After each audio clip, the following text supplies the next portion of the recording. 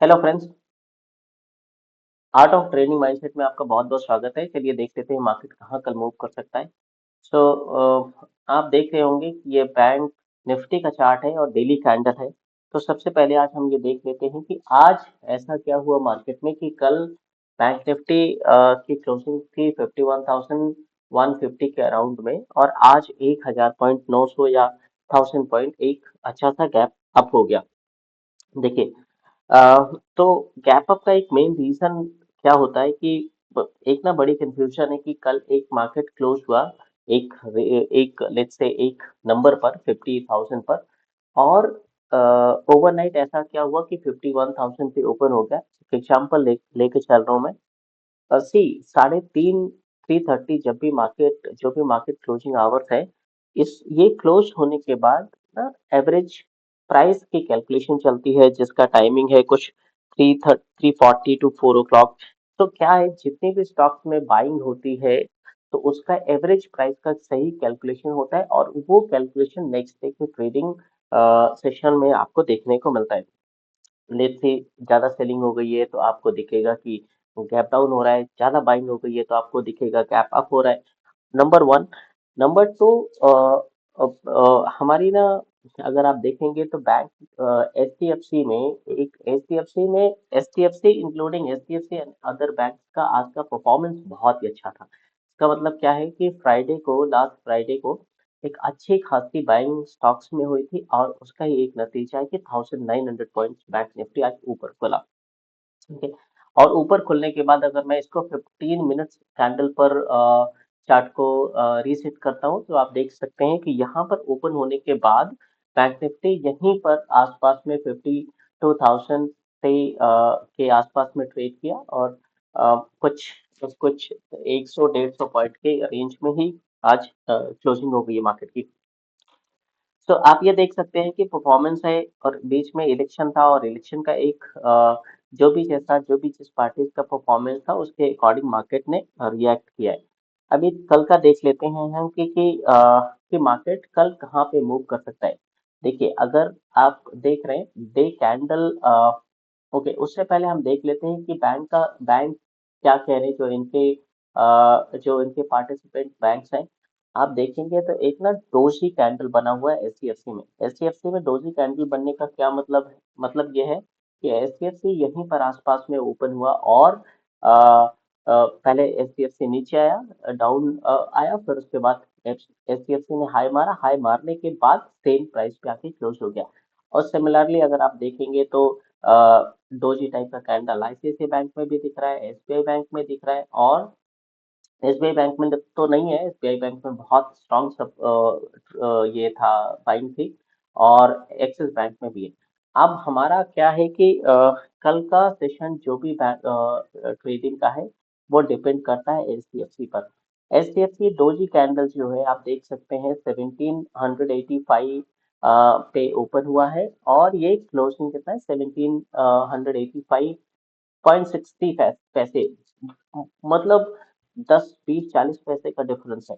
अब हमें कल ध्यान रखना है कि मार्केट जिधर भी इस अगर इसके इसके अगर ये ओपन को क्रॉस करके नीचे ट्रेड करती है 1785 के नीचे अगर ट्रेड करती है तो मे बी मार्केट नीचे आ सकता है, क्योंकि अभी ना एक गैप जो अप हुआ है, स्पेस ये खाली है, और प्राइस यहाँ पे फिलिंग करने के लिए आएगा वापस। ओके। सो मैं अगर जाऊँ 50 बैंक निफ्टी में, तो बैंक निफ्टी में भी एक अच्छा सा डोजी कैंडल बना हुआ है, आप यहाँ देख सकते हैं। और डोजी कैंडल का ये ओपनिंग और क्लोजिंग प्राइस जो भी है ये बहुत ही इंपॉर्टेंट होने वाला है कल की ट्रेडिंग सेशन में।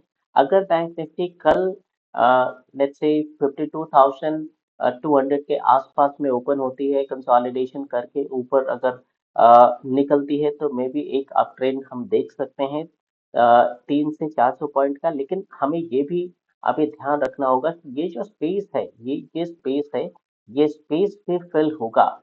वो आज हो, कल हो, या मतलब कल हो या अगले ट्रेडिंग सेशन में हो, अगले महीने हो, लेकिन अगले हफ्ते हो, बहुत जल्दी ये स्पेस भी फिल होगा। तो इसका हमें ये ध्यान रखना है कि अगर ओपनिंग प्राइस से नीचे अगर बैंक निफ्टी ट्रेड कर रही है, लेट्स से 10 मिनट 15 मिनट अगर इसने ट्रेड कर दिया है तो हमें नीचे के लिए भी एक अच्छा सा मोमेंट देखने को मिल सकता है।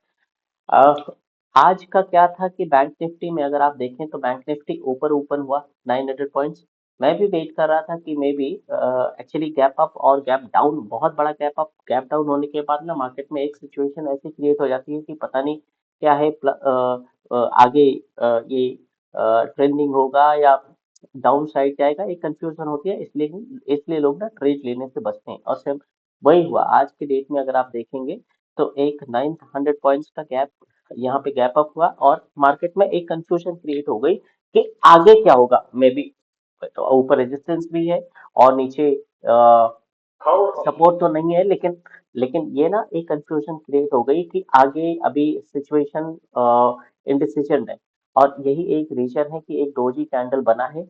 ये डोजी कैंडल अगर आप देखेंगे, ये डोजी कैंडल के ऊपर अगर बैंक निफ्टी ट्रेड करती है तो एक अच्छा सा हमें 300 400 500 पॉइंट का मूवमेंट देखने को मिलेगा। लेकिन हमें ये भी नहीं भूलना है कि नीचे जो गैप अप हुआ है ये 1000 पॉइंट्स का जो स्पेस है, 600 700 पॉइंट का स्पेस है, इसके लिए भी बैंक निफ्टी फिल करने के लिए मे बी आएगी, आ जाए मतलब नेक्स्ट वीक में, अगले हफ्ते, अगले महीने आएगी। इसको भी हमें ध्यान रख के ट्रेडिंग करनी है।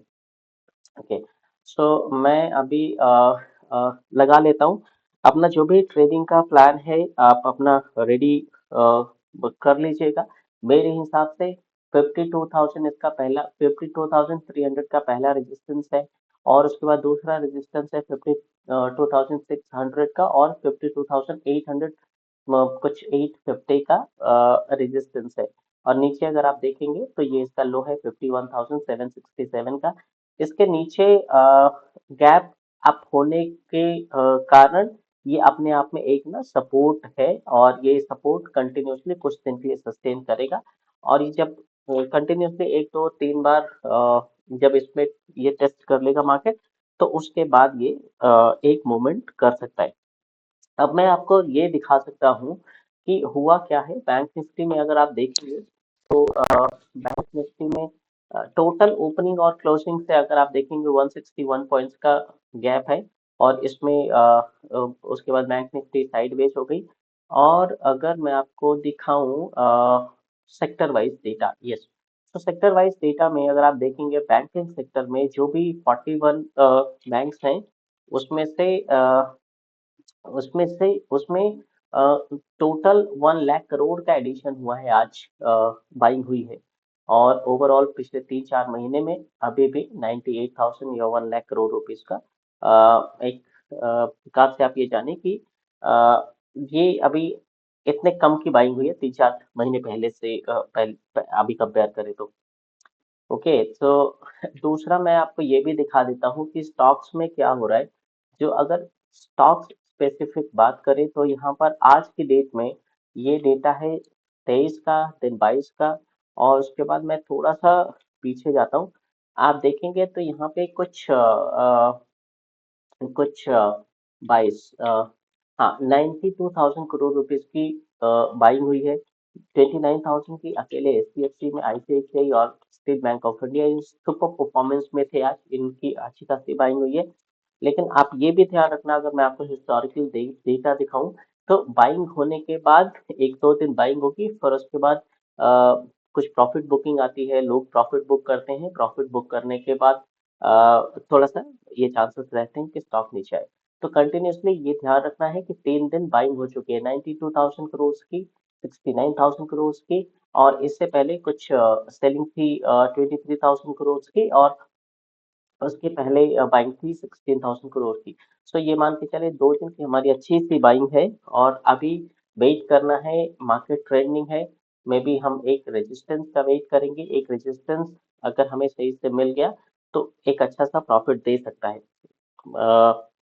मैं मार्केट को, अगर मार्केट कंसोलिडेशन करके ऊपर जा रहा है तो मुझे समझ में आया कि हाँ ठीक है, बाइंग होगी। लेकिन अगर कंसोलिडेशन करके मे बी नीचे के लिए ट्रेंडिंग हो रहा है तो नीचे के लिए ये एक अच्छा सा ट्रेंड यहाँ पे दिखा सकता है। ठीक है, तो आप जो भी ट्रेड लें उसका अपना एक ट्रेडिंग प्लान रेडी रखें और उसके अकॉर्डिंग ट्रेड लें।